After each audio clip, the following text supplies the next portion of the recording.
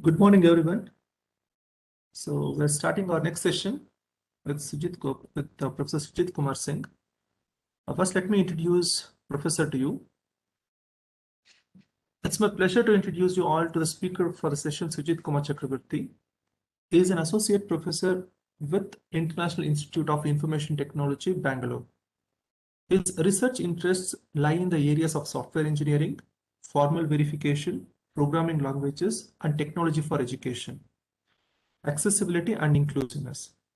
Sujit has published several research papers in the above areas, has done technology transfer and consultancy, and has produced a significant volume of open source software as proof of concept research prototypes.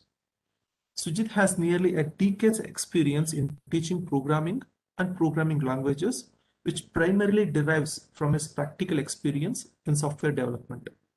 Sujit has a PhD from IISc, Bangalore, and has spent a number of years in the companies like TCS, Philips, General Motors, and Limberlink, working on a variety of software engineering problems. For this brief introduction, I'm handing over the session to Professor Sujit Kumar Singh. Sir, it's over to you, sir. Thank you, Mr. Dhananjay, for the kind introduction. Thank you, sir. I hope I'm audible. Yes, for sir, some you are reason, audible. You keep calling me Sujit Kumar Singh. I'm not a Sujit Kumar Singh. I'm sorry, Sujit sir. Sorry, Sujit Kumar Chakrabarti. I'm sorry. That's Sorry, okay. sir. I take it as a compliment that you call me a Singh. Singh stands for lion, which is meant for kings. So right. So thanks for the introduction. So I would like to say a few words just as a kind of build up. So first of all, let me thank the organizers of this workshop for inviting me to present my part. And I went through the schedule of the workshop. I found it pretty neat in a couple of reasons. One is, AI currently is pretty much. What does Chakrabarti mean? Oh, okay. What does Chakrabarti? Chakrabarti also stands for kings for some reason. I mean, they used to say Chakrabarti Samrat. I think some ancestor of mine was given the title of Chakrabarti. Otherwise, most of my ancestors were poor priests in temples, but eventually they probably, by I don't know, looting other people's dakshina and all, they probably became rich landlords and stuff, and somebody gave them the title Chakrabarti. I don't know. I probably do not have a very distinguished lineage in that sense. Anyway, so yeah, so I was saying that this the schedule is pretty okay, pretty good in the sense that everything under the sun today is called AI, and to squeeze that all into a 4-day workshop is not an easy task to do. You have to pick and choose topics which have a good balance of conceptual depth as well as hands-on flavor. Otherwise, it's not much use. So they have done a good job, I would say, and my compliments to the organizers of this workshop. I also want to Thank you, sir. I also want to compliment and congratulate my previous speaker, Miss Anindita. I was listening to her presentation for the last 45 minutes. She had this very, very difficult task of introducing Python programming language in 2 hours. I have been teaching that course for that language for 7-8 years now. And I am given an entire semester to do that. And believe me that I find it very, very difficult and utterly insufficient time to do justice to that thing. And here Miss Anindita did a brilliant job trying to squeeze it into 2 hours capsule. I'm sure you learned quite something from that, and it kind of gives a good build up to our session. And finally, let me make this tall claim that probably my session is going to be the most popular session of this workshop. Okay, and why is that? Well, not because I'm some sort of boss or dada of NumPy or Python or any of these related topics. It's precisely because of the reason that you see in this slide. Do you see my slide, all of you? Somebody can come on mic and just say yes.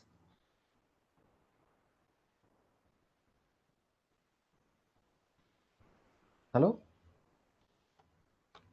Yes, sir. Okay, right. Thank you.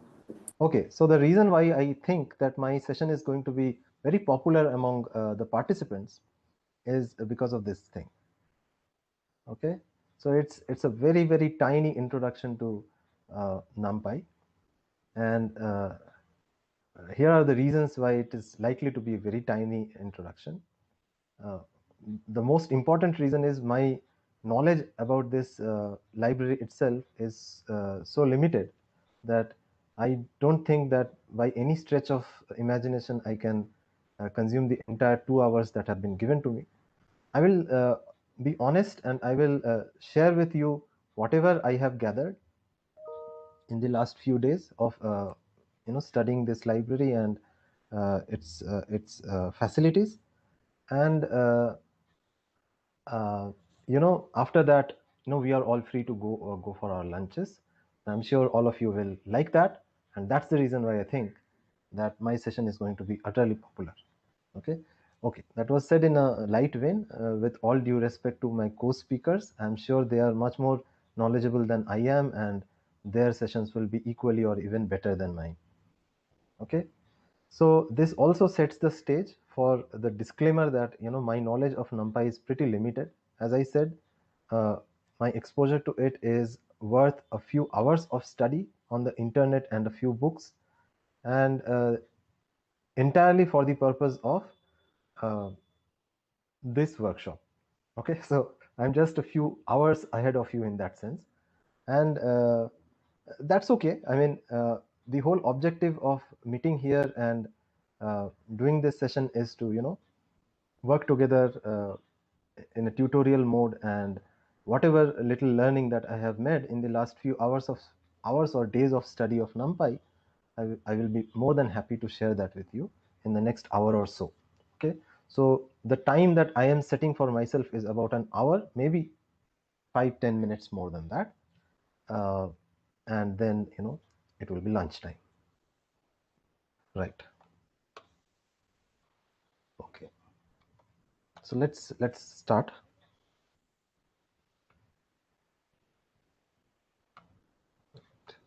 Okay, so NumPy is basically numerical Python.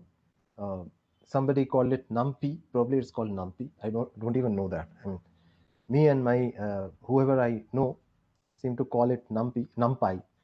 And I have no reason to believe that's the correct pronunciation of the term.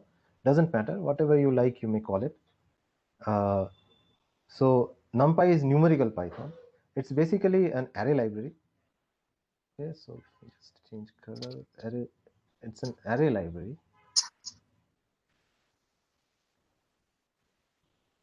Okay, and why did we need an array library when we already have lists in Python? So already Anindita has introduced you to lists, and I'm sure you are convinced that it's a very powerful data structure which can be used to build powerful applications in Python. Then why do we need an array library?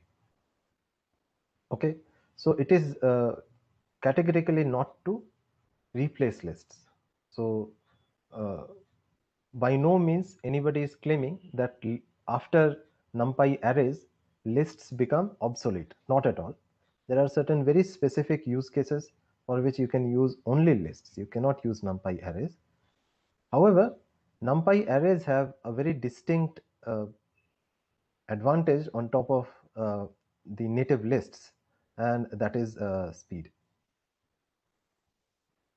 Okay, NumPy arrays are extremely fast, and just to kind of make that point a little clear, I have a little code here just to get you started with looking at NumPy code. I will go right to the bottom. Okay, right. So I have written this little piece of code here, and I will tell you what I'm doing. Okay, so what I'm doing here is I am making two matrices, M1 and M2.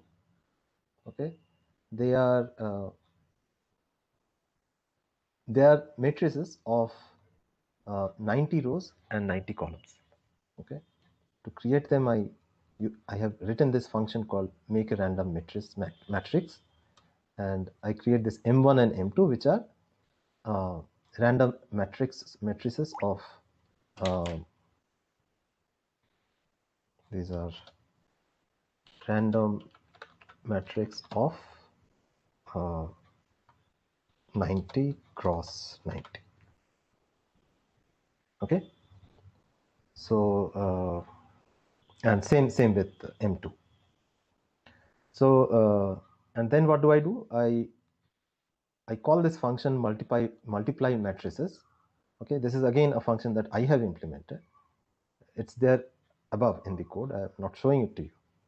And this is the product. Okay, whatever is the product is not interesting at the time.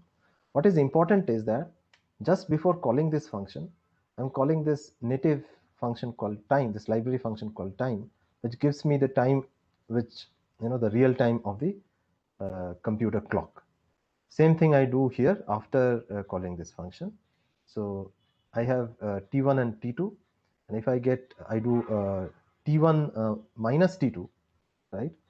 I get approximately the time that was required by multiply matrices to run. Okay, that's what I have done here in these three lines. Yeah. And then what do? I convert these matrices to NumPy arrays. Okay,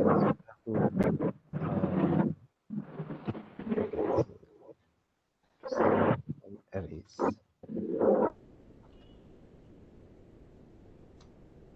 Okay, NumPy arrays, and then I call the library function called matmul, which is the matrix multiplication routine for NumPy. That is product 2. Again, the values of product 1 and product 2 are of no importance to us. We again measure the time here. Okay, and then I calculate the time that is required by the NumPy routine to compute this, right? So, and then I print them. That's all I do. Okay, and I call this function here from the main. Right, so let me run this program and just show if we see some performance benefits here. This one. So I say Python 3, I say matrix.py, which is the file in which I have written that. Okay, so as you can see here, T1 is distinctly larger, about 2 orders of magnitude compared to the delta T2, which is what the matrix multiplication of NumPy does. Okay, so definitely there is a significant performance gain by using the library of NumPy. Okay, so let me also tell you that matrix multiplication, right?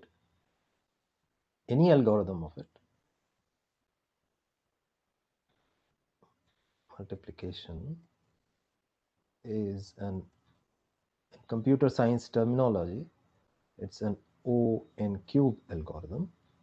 Okay, you may get around this n cube by using various tricks if your matrix has certain properties, but in general it is O n cube.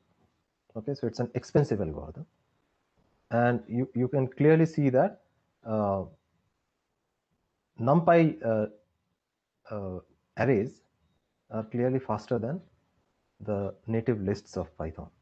Okay, at least in this particular scenario. This was just to kind of convince you, hopefully, that NumPy is indeed faster, much faster. Okay, so why is this performance gain coming into picture? The reason is the following, right? So what happens is, suppose you write a list in Python. Okay, so let me write a list for you. And by the way, you probably have already observed that I do not use the fancy looking Jupyter notebook. I use our good old Python Python interpreter, and I'm happy with that. So anyway, so let me create a list. So a list called A, which is, let's say, 1, right? 1.0 and the string 1. Okay, so you can see that this is a list of 3 different data types. Okay, the first is an integer, the second is a floating point number, and the third is a string. Okay, so by design, Python actually allows its lists to be Python lists. Let's say Python lists are what we call as heterogeneous lists.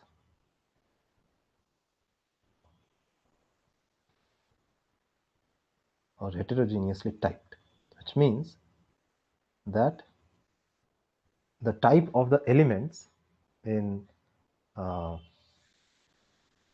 the Python lists are allowed to be different from each other. Okay, so what is the benefit of that? The benefit is that well, you can keep anything you like in the same list. So you can use list as a dump yard of all sorts of data, and Python completely trusts you that you have done a good job in deciding what goes and what stays out in your lists. Okay, and also this is only possible because of the fact that Python is a dynamically typed programming language. Is dynamically typed. Okay, and that makes it possible to have heterogeneously typed lists in Python. Okay, but this actually causes or restricts Python into a particular type of data, storage policy or storage mechanism to keep its data items. So suppose there are 3 items, E1, E2, E3 in your list of different types. Okay, so they could be there in the computer memory anywhere. Okay, let me scatter them around a bit just to bring out the point that they are anywhere in the memory. Okay, so they are not, definitely not linearly arranged. And then I have my list, right? So here is my list. Let me call it, okay, list, right? And let me use some other color, right?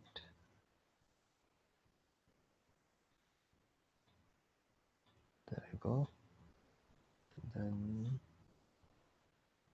so the first element is here, pointer to the first element is here, the pointer to the third, well, okay, now second element is here, and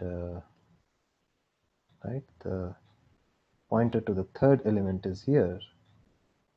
Okay, but they are placed in unrelated parts of the computer memory, main memory, and Python pretty much does not control where they are actually placed in the memory. So what is the problem with that? The problem with that is locality. Okay, there is something called locality.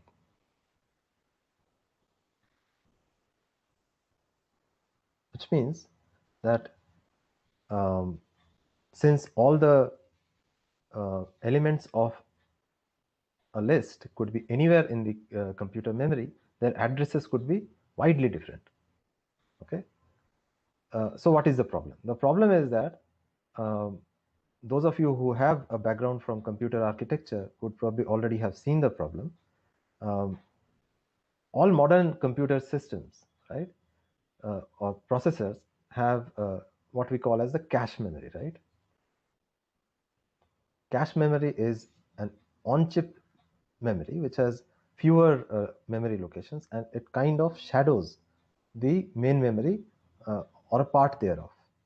Okay, and typically the cache is designed in such a way that it will mostly have data from contiguous memory locations.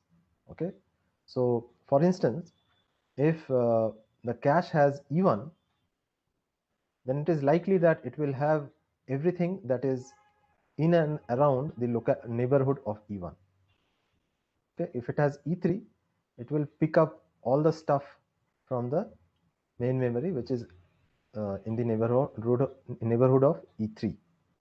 Okay, now if these guys are very far away, then it is very unlikely that all of them are going to be there in the cache memory at the same time. Okay, and it turns out that caches are much faster because of their on-chip location. They are much faster, they provide much faster accesses, memory accesses, compared to the main memory.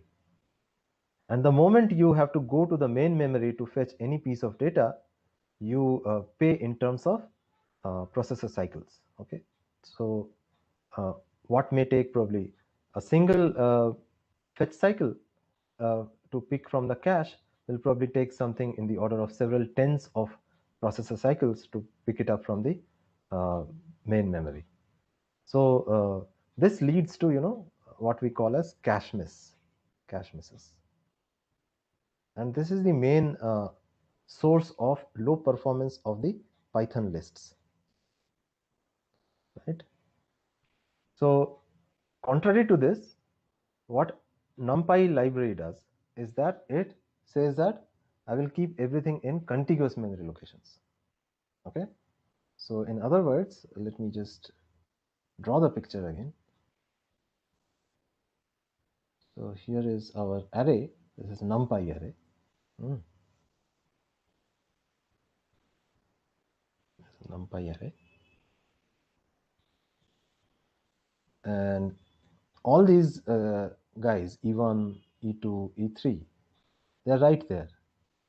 Okay, in contiguous memory locations, and hence if E1 is fetched, as a bonus, E2 and E3 are most likely to be fetched. Okay, so if E1 is available in the cache, then it is very likely that E2 and E3 will also be available in the cache, and that basically is the main source of performance of Numpy library. Okay, so let me also write this Numpy array.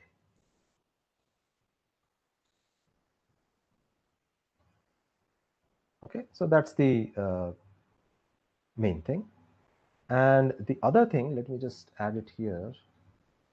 Okay, let me just add another slide. I just added another slide. So Numpy library, so as I said, one is contiguous memory locations.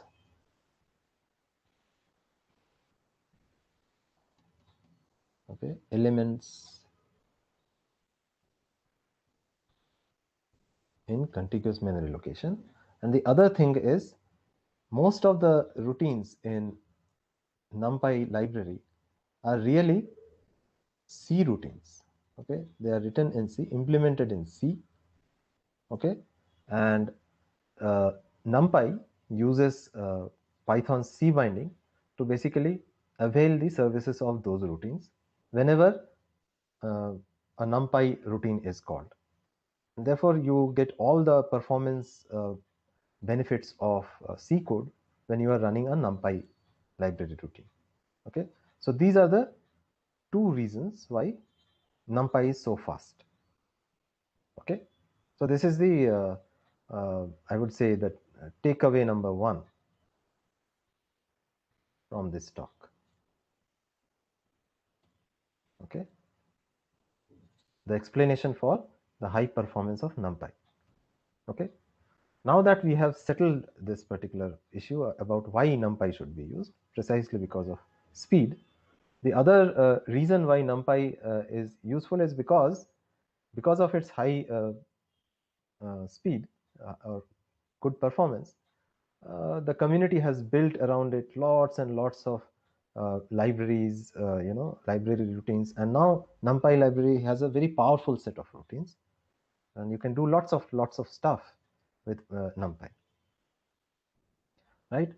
So what we are going to do in the next how much time do I give? Already it's 12:30. Okay, so next 30 or maybe 45 minutes is go through a bunch of its facilities.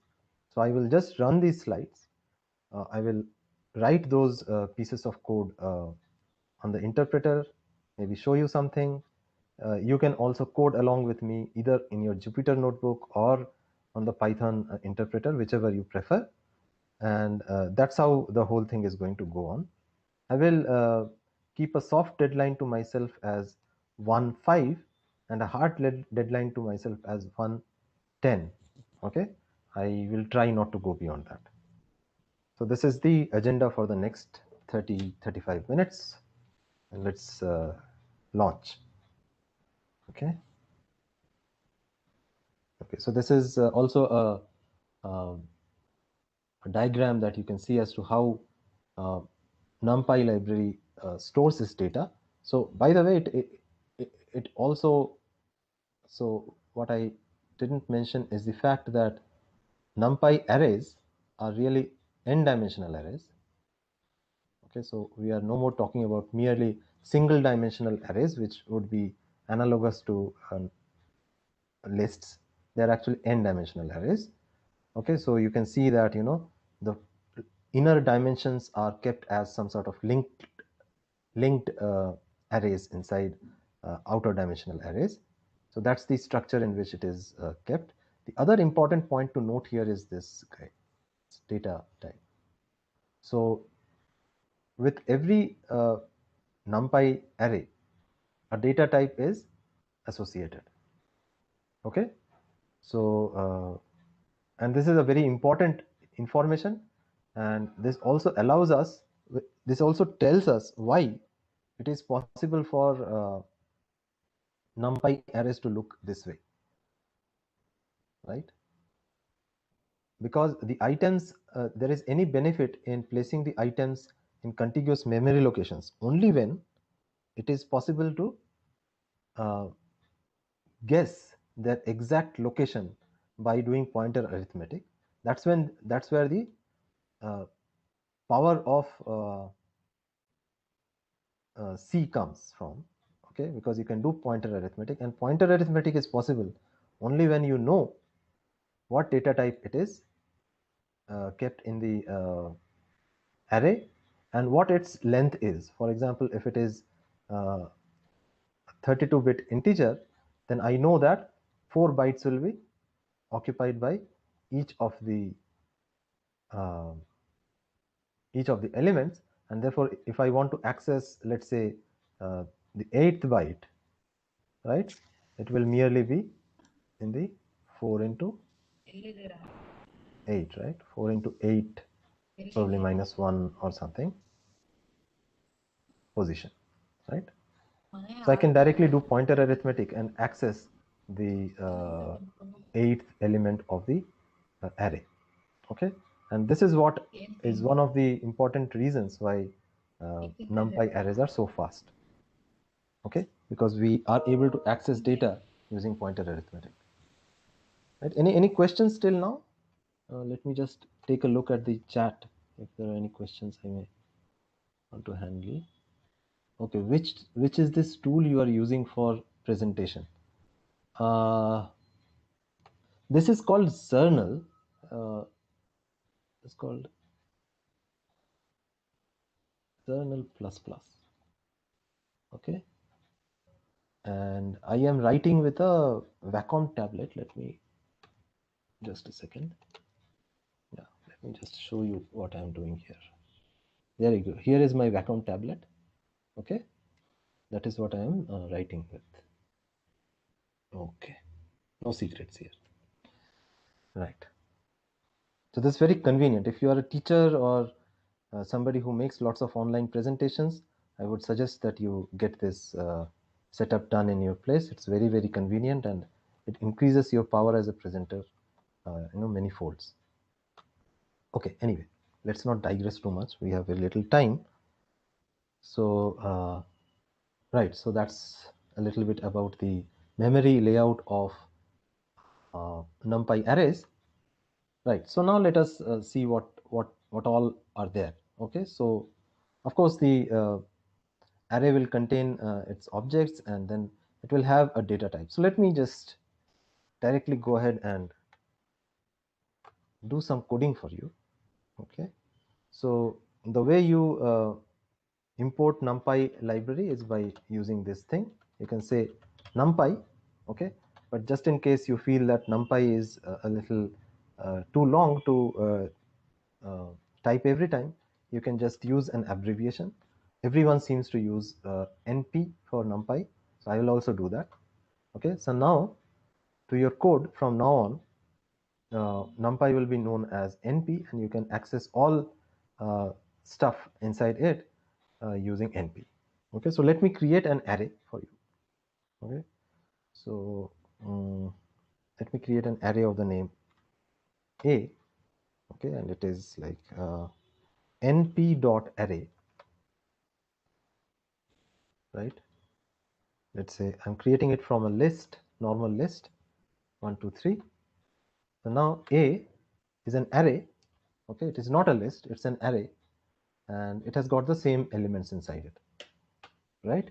So you can go ahead and access its elements in the same manner as you do in Python lists. That's not a problem at all.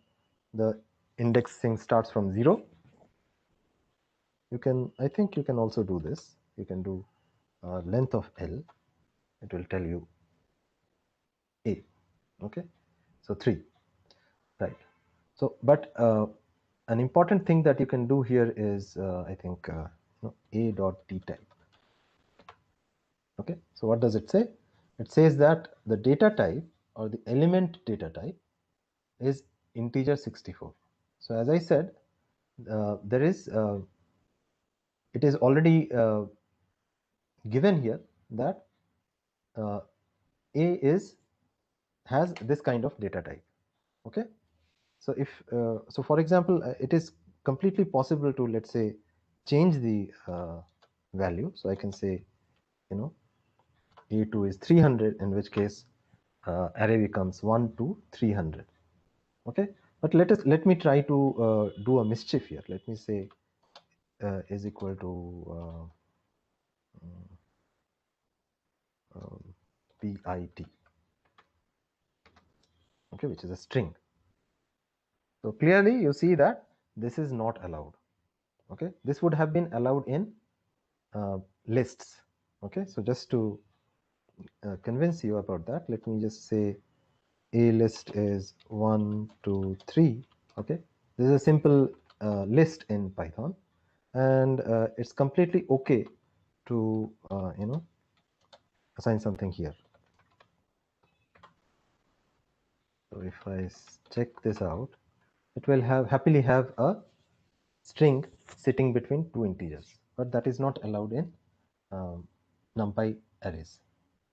Okay, this is a very important, simple but very important distinction to know, and this will remove any sort of sense of magic about why NumPy arrays are so performant.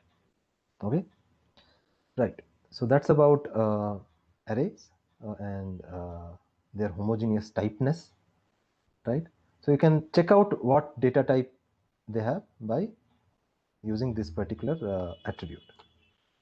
Okay, so and there are other things. Again, I don't want to go into various these things. I invite you to keep mucking around with these attributes and try to see how they work for you. Okay, this is just an introduction, and we will kind of move a little fast. Okay, this I have already told you. This also I have told you. Okay, 2D arrays. Okay, so this is where we start becoming a little different from lists. Okay, so I can create a 2D array also. Okay, so let me name it A2 just to indicate 2D array. So it will be this thing, NP into and then I can say, you know, a list within a list, 4, 5, 6. That should work. So I see A2 is an array and it has got 2 rows and 3 columns, right? So I can ask the question, you know, what is the shape of A2? It will say 2, 3, 2 rows and 3 columns. Okay, so this is another interesting attribute which may be useful in software development using Numpy library. So you know, let me take this opportunity to also mention that, see, these are all library routines. They are all available on the internet. It is not very important at this point in time to become very smooth with the syntactic requirement of using these routines. What is most important is that you know that they are there. So when you are trying to solve some problem, okay, internet is an unending source of knowledge. So you can always find out how to call these routines. You can use these slides which have been taken from the internet again, so it's not a big deal. But the important point is you should know that it exists, so that when you need them, you are able to search for them. Okay, so focus on trying to internalize the knowledge that they exist rather than trying to remember the syntax which is available everywhere. Okay,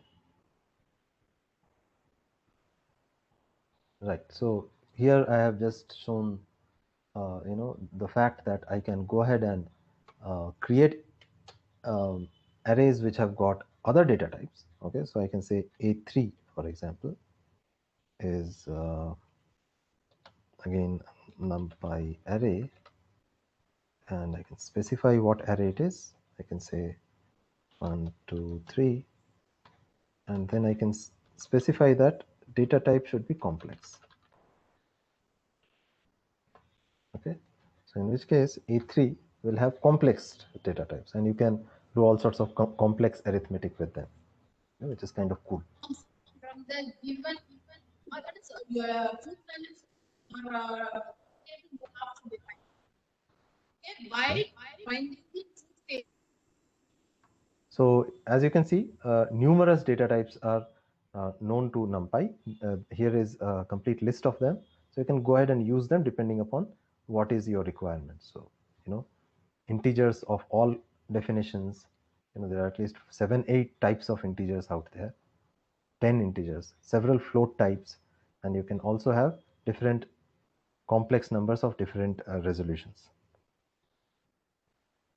Okay, so I already showed you what this shape is, right? And then you can create, you know, there is something called range, which is similar to the original range function of Python. So, so let me just remind you what range is in Python. So I can say a list is equal to list of range of A111. Okay, then a list becomes a list from list of this thing. Okay, a similar kind of stuff you can do in Python in NumPy, which is what's what I say, np is equal to np dot a range. Okay, instead of just range, it is saying a range, and in the same manner you can use it. You can say 111. Okay, so a and p is now an array of 1 to 10. Okay, it's not a list. So you could have, of course, created a list using the range and then turned it into a NumPy array. Perfectly okay. That is left to your choice, right? So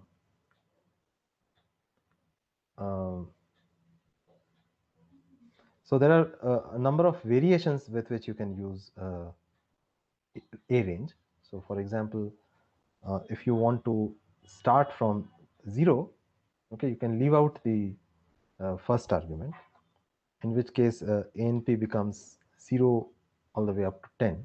Okay, so as you can see, the second argument is exclusive, right? So if I put the second argument as 10, 11, then it will go up to 1 less than 11. Okay, and it by default starts from 0, but you can start it from anywhere. You can also tell in what steps you would like to create the elements. For example, if you want every other element, you can say, the step size should be 2, in which case ANP is now 1, 3, 5, all the odd numbers up to 10. Okay, and 11 excluded again, right? So this is these are various forms of a range. You can again check out its various different forms. Okay, there's something interesting called reshape, right? So here I have created this ANP, right? Again, let me create ANP again using a range. Okay, so so ANP is 1 to 10. But let us say that my objective is to have a 2 by 3 matrix with 1, 2, 3, 4, 5 in the first row and 6, 7, 8, 9, 10 in the second row. So I can do that by using the reshape thing. I can say ANP dot reshape. So I say that I want it to have 2 rows, okay, and 5 columns, right? So if I do this, it will give me an array which has got the same elements, but arranged nicely in 2 rows and 5 columns. So this is a convenient way of creating, let's say, a matrix. Okay, so you can first create an array and then reshape it into the multi-dimensional array that you want. Okay, you can also do it,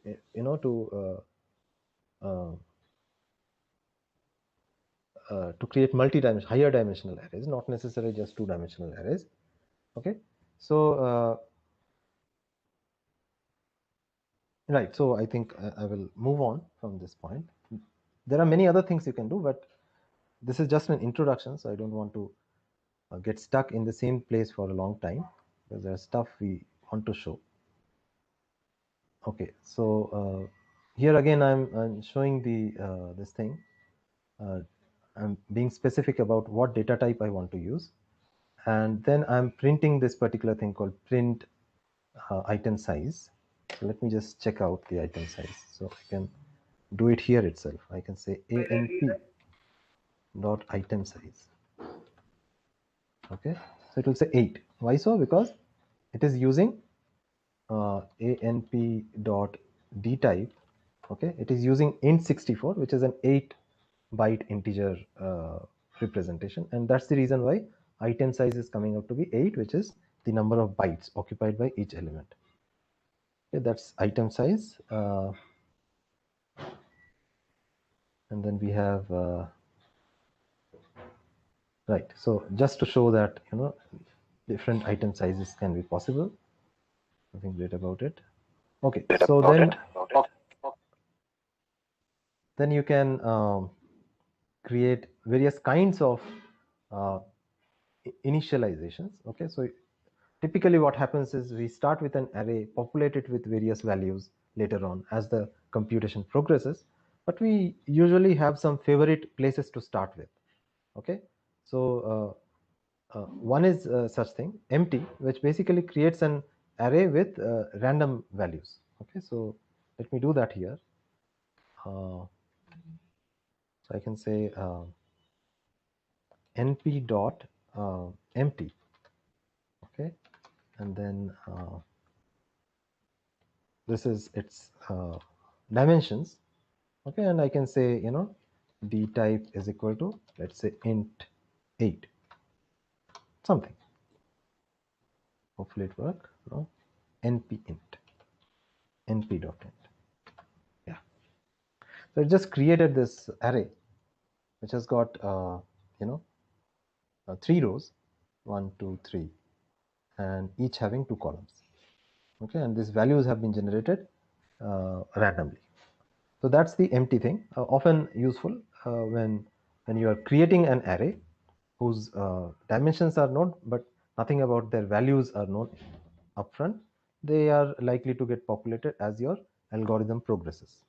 Okay, and then you have zeros, so you can also create an array which has got zeros in it. So I can say zeros here, zeros, in which case yeah, so then it fills it up with zeros. You can also fill it up with ones.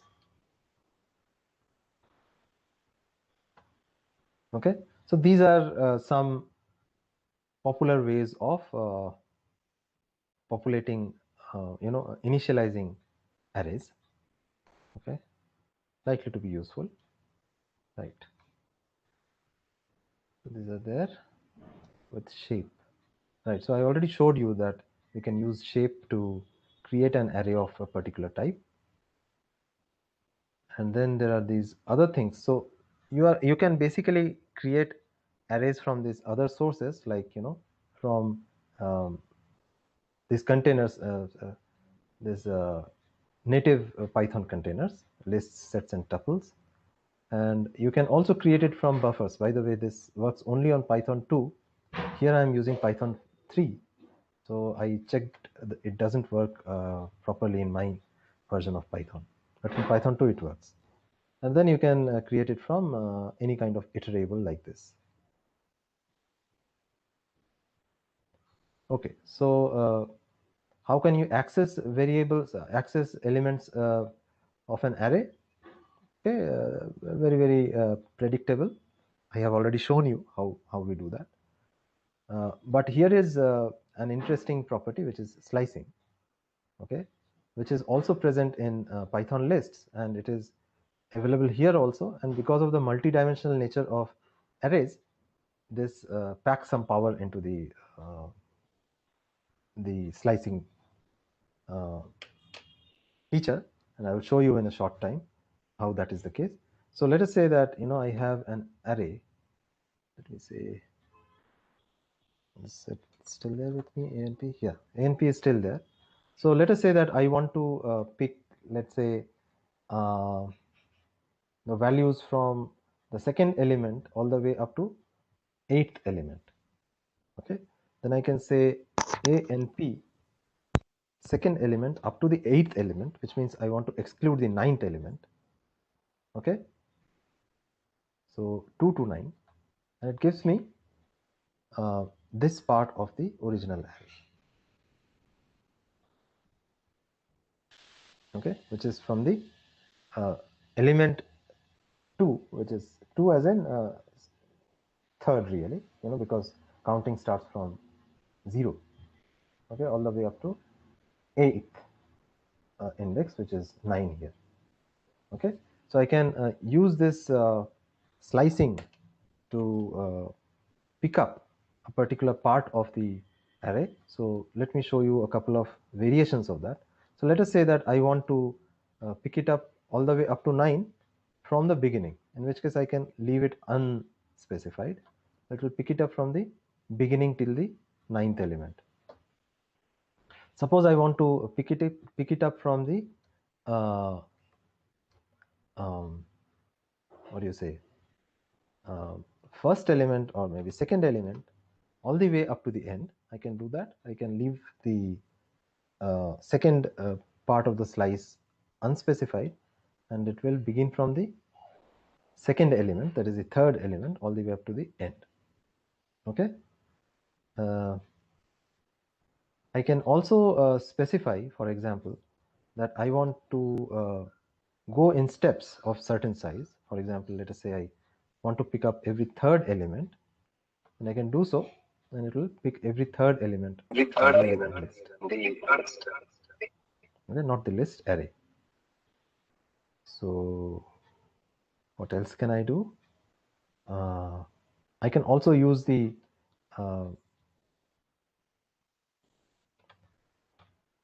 index value -1 to indicate the last element.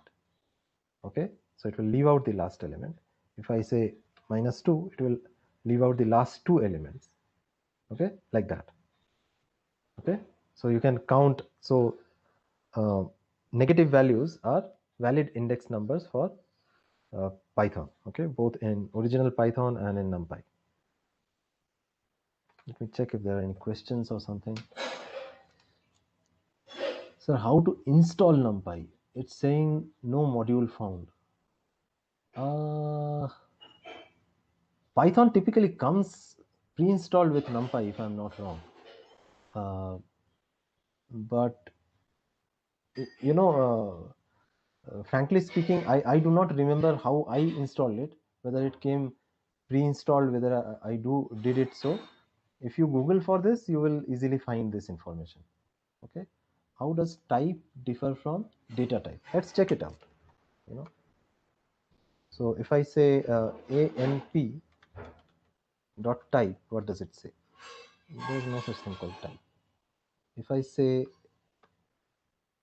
type of ANP, it will say it's a NumPy n-dimensional array. Okay, so it gives the type of the entire array data. Okay, however, if I say ANP dot dtype, it tells me what is the data type of the individual elements in the array. That's the difference. Okay, so such questions, you know, I would suggest you can just keep trying, and the answer will be right there in front of you. Of course, asking it helps other participants also to come to know about that. We can do reshape without using a range, means yeah, I can do with any array, right, as long as your dimensions fit. So for example, let's say that I have an array. I create an array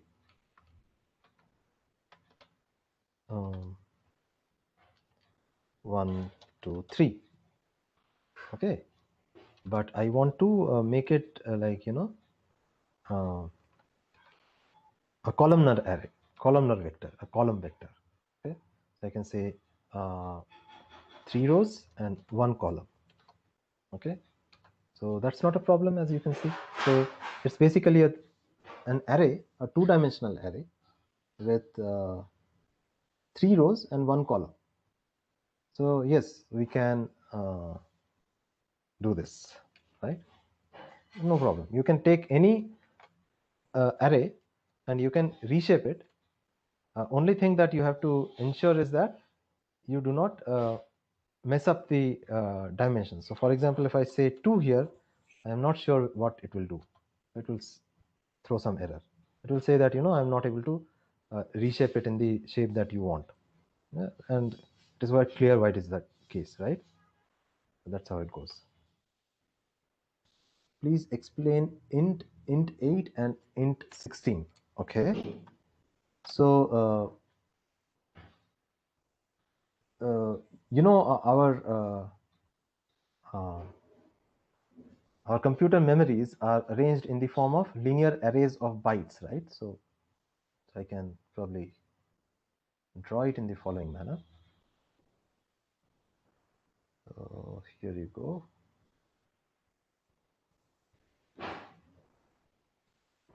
So these are, each one of them is a byte, right?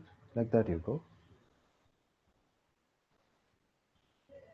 And each one of these, so by byte I mean, you know, by byte I mean that they really have 8 bits inside them.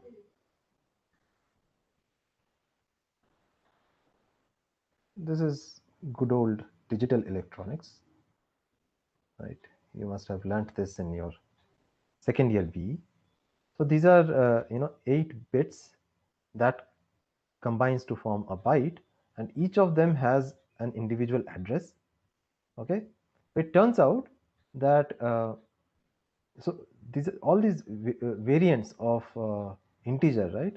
So whether it is int 64, int 32, so on, this 64, 32, these are indicative of the number of bits that are occupied by that particular data type.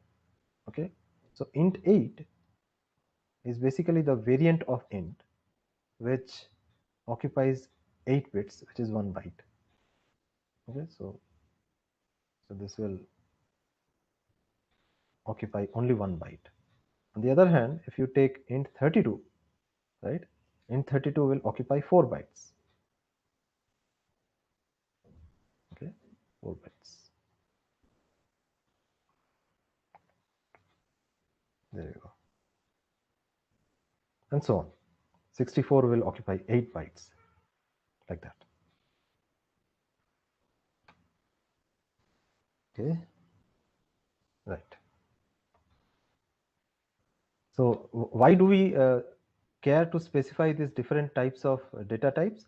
Depending upon how many different values we want to accommodate in that data type. For example, let us say that you know that you are basically dealing with a very small set of numbers, integer numbers, which is less than, let's say,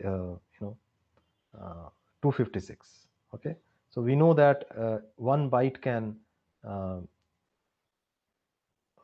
accommodate 256 distinct binary values. So if the number of distinct values you want to represent is within that, then an int 8 will suffice. Okay, using int 32 and int 64 in that place will unnecessarily occupy extra bytes without giving you the benefit, because you don't need it. It's like buying a very large house for a very small family. On the other hand, if you have a large family, you better buy a big house. Okay, so in which case you define the data type to be larger. Okay, like that. Okay, I've already, yeah. So here is an activity for you. So I will give a 2 minutes break, and what you have to do is to create a 4x4 array with 16 natural numbers, first 16 natural numbers, which is from 0 to 15. Okay, and then you have to extract the middle 2 rows of and columns using slicing. So what I mean to say by that is, suppose your matrix is of this type: 1 2 3 4 1 2 3 4 1 2 3 4 1 2 3 4. Okay, so I want to extract or create an array. Let me use another color. I want you to create another array which is created by extracting this part of your two-dimensional array. Okay, 2 minutes for you. You don't need to show it to me. This is just for your practice. Okay, and a little breather for me.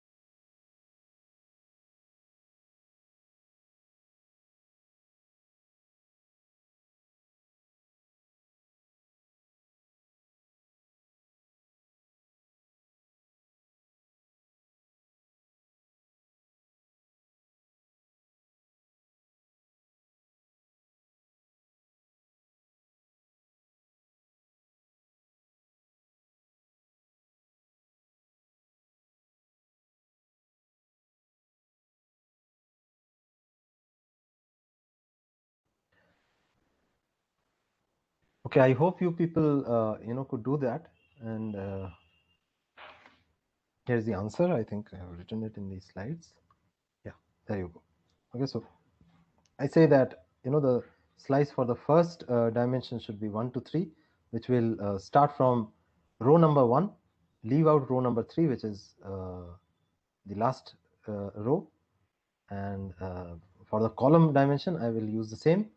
So this will also include the first and second columns. Okay, so that will ensure that we so the first slice actually slices out this much, and the second slice slices out this much. Okay, right. So let me now go fast and show you something which I think is more interesting than the others. So because I want to keep my promise of keeping it a tiny introduction, I don't want to spill over more. So the whole idea is, as you can see, there are things that you can do. Okay, and where can you find what you can do? There are online resources. If you search for NumPy tutorial, you will get plenty of very high quality tutorials online, and by my own admission, that is the best place to learn NumPy. Okay, you don't need to come to Sujit Kumar Chakrabarti. Okay, so let me show you something more interesting, okay, which is kind of has some conceptual element. Okay, so I want to tell you about a little bit about filters. So I don't know if Anindita got a chance to talk about filters in Python. Okay, it's one of my very favorite topics, maps and filters. So there is something called filter in Python. Okay, so for example, let us say that I have a list called A is list range 10. Okay, so A is a list. It's a Python list. It's not a NumPy list. So I can create a sublist of list based upon some criterion or some condition which we call as the filter condition. Okay, by using the filter function. I can say filter, right? Let me first define a function. So let me define a function called let's say is odd. Okay, it just checks whether x is odd or not. So return x mod 2 is equal to 1. Okay, so I defined a function here, is odd. For example, if I say is odd 1, it will say true. If I say is odd 20, it will say false. So I defined that function, and then I can use this filter function. I will say filter, okay, is odd, which is a function, okay, and then say A. That will give a filter object. I will turn it into a list, and you see the magic. Okay, it just gives you the filtered list. So instead of defining that is odd, I can use a lambda function or a lambda expression. I can just say lambda, which is basically an unnamed function, and I can say equal to 1. So this will also give me the same result. Okay, what is the advantage of this? The advantage is that I can create sublists of A depending upon various criteria. For example, now if suddenly I start becoming interested in the even elements of A, all I have to do is to change this mod division to 0. Okay, it gives me the even elements of A. On the other hand, if I am interested in all the elements which are, let's say, greater than 5, I can go ahead and do that, and I can get all the elements which are greater than 5. Okay, so this is a very powerful feature of Python, and such functions like filter are called higher order functions, which take other functions as their parameter. This is categorically not present in programming languages like C, right, or C++. You can work your way around them, but you have to write a lot of code to achieve that, right? Here it is very simple and elegant. Okay? This is also a part of what we know as functional programming. Functional programming features of Python. Okay, so these are also there, but I'm digressing. Why I'm digressing is because I want to show you how something similar can be done using Numpy library. Okay, so ANP is still there with me. Okay, and I want to do something similar to that.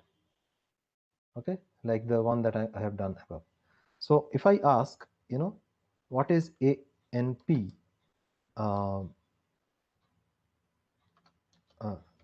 greater than 5? Okay, the same thing. Okay, so it will give me an array of booleans.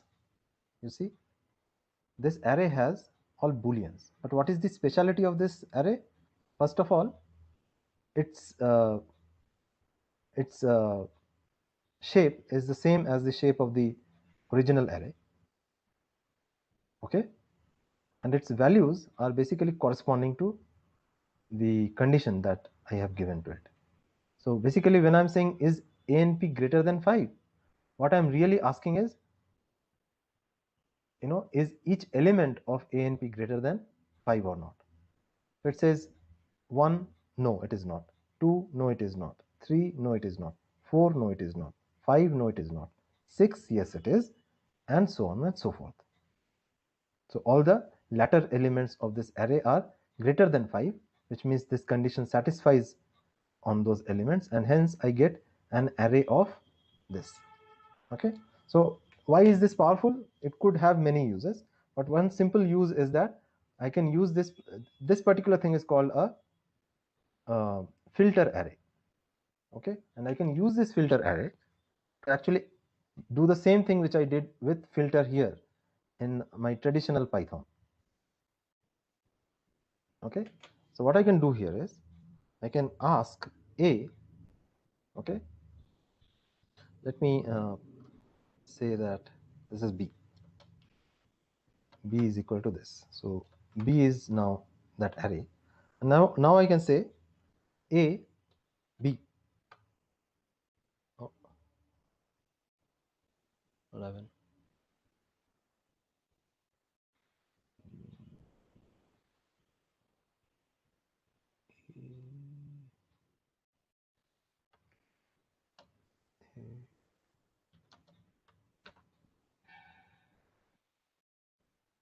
Oh, A, sorry. It's not A, this is A and P. Very sorry. So let me B, and this is A and P. Okay. So you see, you get a sub array which satisfies the condition from which B has been generated. Okay, which is the element should be greater than 5. So I get all the elements which are greater than 5. So I can combine these two in a single statement. I can say ANP of ANP greater than 5. That gives me the same answer. So as you can see, I am achieving the same results as filter as here. Okay, with fewer keystrokes. This is very cool, really cool. This is the second interesting thing that I am telling you. So let me mark this thing with a big star, maybe a red star. So this is really interesting. Okay, so this is something that if you are able to see how to use, you will be able to use NumPy in a way which many other users of NumPy will not be able to use it. Okay, so it will give you a competitive benefit. So similarly, I already showed you something called map here without telling that I'm doing a map. So here, I got this B using a very succinct notation. ANP is greater than 5. If I want to create a similar kind of a list in original Python, remember this thing is like this, then I have to use a function called map.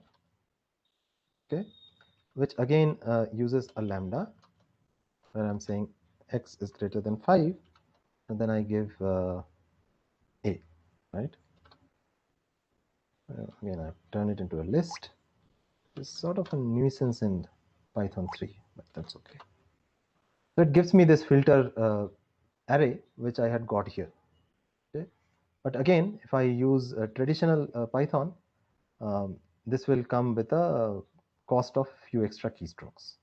Not bad, but not as good.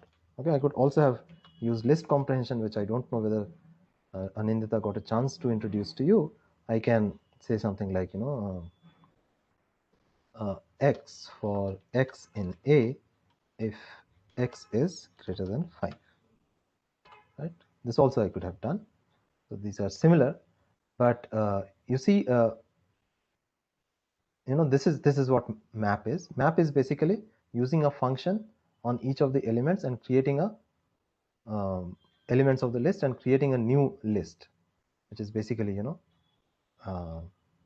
something like this. Let me show you. So here is the domain of values, here is the range of values, and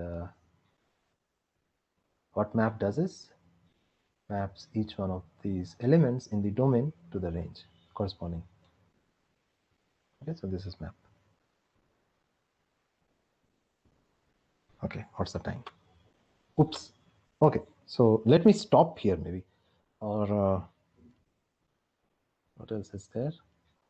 Okay, there are many other things, like you can do statistical stuff, you can do matrices, you can this is also filter and filter indices similar to let me end with this interesting thing, because it has got a visual appeal to it. Okay, so this is not so much NumPy. This is basically a build up to a future module that you are going to have, and that is on Matplotlib. Let me use a different color. Matplotlib. And let me just show you something that I'm doing, a little interesting stuff that I've done. So I showed you this program earlier, right? This program where I measured the performance of NumPy with respect to original Python. Okay, so what I did is I tried to jazz it up a little bit, and I tried to plot it in the form of a graph. Okay,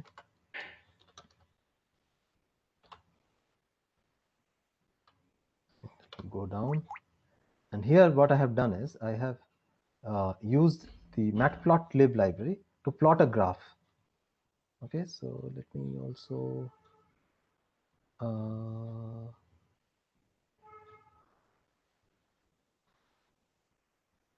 T1, T2 measure.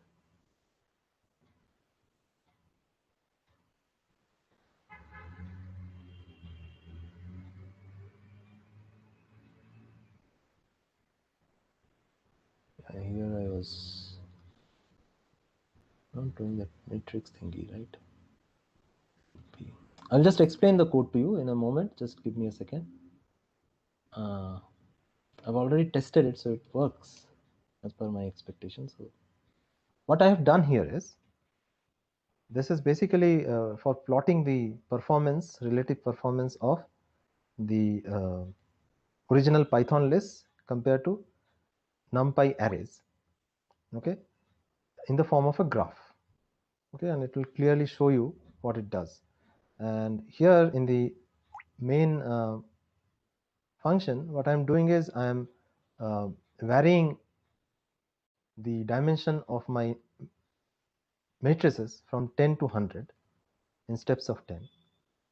Okay, I get these values measured, T1 and T2, put them in two lists, and then take those two lists and plot them.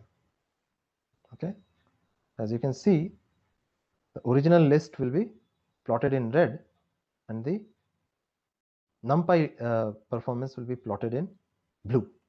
Okay, so let me run this program and directly show you what happens. So I'll say Python 3 matrix plot.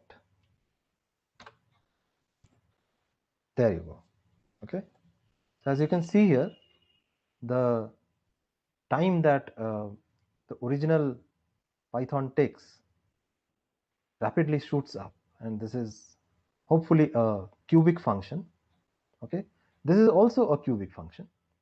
Okay, NumPy cannot do any kind of magic there, but it grows at a much lower pace, right? It's pretty flat, which means that the time it takes to compute the multiplication of higher rank matrices is not so much more. Okay, probably much of the time is actually being taken by other setup and stuff. Okay, but it does not grow much fast with larger size matrices. So in data science, when you are dealing with probably matrices of dimensions which range in tens of thousands, or I don't know, hundreds of thousands maybe, this performance benefit may become a make or break issue for you. Okay, so what have I done here? Let me show you the code a little bit, and with that my talk will come to an end. Right, so let me show you what this plotting does. So first of all, I have used the Matplotlib library, and I have import something called pyplot as PLT. Okay, and then from the PLT module, I just define these things. You know, matrix multiplication, x level is dimension, y level is time. Let me see if it is showing those things. No, y level is time, x level is dimension. The title of the plot is matrix multiplication, and then I do these two plots, the plot of the list and the plot of the NumPy, okay, and then finally this plot.show, okay, which basically brings up the plot on your screen. So Matplotlib is very powerful, and I think our PhD scholar Reshape is going to tell you much more about this thing. I think I will end with this interesting sneak preview to Matplotlib and how the whole thing comes together. You know, how numerical computations done using NumPy can be used with Matplotlib, you know, to create some interesting visualization of the data that you have created through your computations. Okay, so that brings us to the end of our talk, and if there are any questions which I can answer, I will happily answer them. If I do not have the answers, I will happily say so. Let's see. Okay, so the code again, you're saying. Okay, I hope you already saw it. What is superior, programming in MATLAB or programming in Python, and why? I do not have an answer to your, you know, I'm a programming languages person. Okay, I'm not a data science person, so I'm not supposed to take sides, right? So I think each of these libraries have their own benefits. Both languages are very similar to each other in various things, and which of these two you will choose will largely depend upon what is it that you want to do. Each of these programming languages comes with its own set of packages or libraries.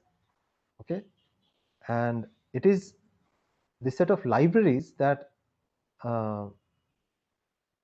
you know, which library is more pertinent to the task in your hand is what will decide, you know, which of the two programming languages that you will use. That's one reason. The second reason is, you know, typically when you are doing any kind of significant software development, you hardly ever develop anything from scratch. So if you are, let's say, joining a particular team which already have a bunch of MATLAB code written in it for, let's say, several years, it probably hardly matters whether you like Python or dislike MATLAB. Since MATLAB is the programming language of your team, you have to go ahead and use MATLAB. Okay, so my suggestion to you, which I keep giving to my students also, is that you should be open to the idea as to, you know, which language you are supposed to use, because these programming languages are very similar to each other. Okay, there are minor syntactic variations, and if you kind of figure that out, learning one language from another is not that big a deal. For example, to us North Indians, Kannada and Telugu may appear to be two very distinct languages which are completely unintelligible. But if you learn a little bit of the two, you will clearly see that they have some common origins, and their scripts are nearly completely same, and there are deeper connections between the two languages. That holds true with programming languages also. So that's my answer. It's a kind of a political neutral answer. I did not take a side, but I hope that also is true. Other features of NumPy, as I said, there are many slides that I quickly skimmed through. I will leave them with you to go through in your own time. And of course, as I said again and again, there is plenty of splendid material available online. I highly encourage you to go through it. I'll share my slides and the programs. All of them I will leave with Rupa madam, and she will share them with you. Okay, with that, I come to the end of my talk. I did not quite succeed in finishing within time, but still, I hope that I finished long before others did. And I leave you a good half an hour extra for your lunch. And because of that, I expect that I will get very good review comments from all of you. Thank you. Thank you, sir. Sir, actually, it's till 1:30. You had your time till 1:30. It's okay, sir. Right. I had time till 1:45, I was told. Yes, sir. Yes, sir. Yes, yes, sir. Okay, so thank you, sir. Thank you very Thank much. you so much. Thank you so much. May I leave if there are any No, other questions? just 1 or 2 minutes, sir. Sir is going to closing, sir. Okay, sure. In the meantime, if participants want to ask any questions, they can go ahead in the chat box or come on the mic and speak, whichever way. So actually, I was very comfortable with MATLAB. So till now, for my research work, I use only MATLAB and even Mathematica along with that. So I'm used to. I'm just learning. I started learning Python along with this workshop. I'm finding Right. it very interesting, and as you said, so many things are quite common between them. And NumPy. So once again, this is you kept it very tiny, and I felt it very interesting, sir. So Thank you I'm so very much. happy with this, and I hope even the participants enjoyed it, and we are seeing the same reviews from them, so in the chat box as well. So thank you, Right. sir. Thank you very much for your time. By the way, that knowledge. thing about good review comments was completely a joke, Yes, sir. Yes, yeah. Yes, sir. Thank you, sir. Thank you so much. Sir, Bye-bye. you're sending a email, no, sir, for a presentation materials. I will send you in a few minutes. Oh, Or okay, maybe sir. Thank you maximum very an much. hour. We are expecting the same support from further future also, sir. Sure. Thank I'm you, sir. always at your service. Thank you. Bye-bye. Thanks, CM. Yeah, dear participants, you please come back 2:25, 5 minutes before the class commencement. Yes, madam is going to join 2:25 only. Please come and join 2:25.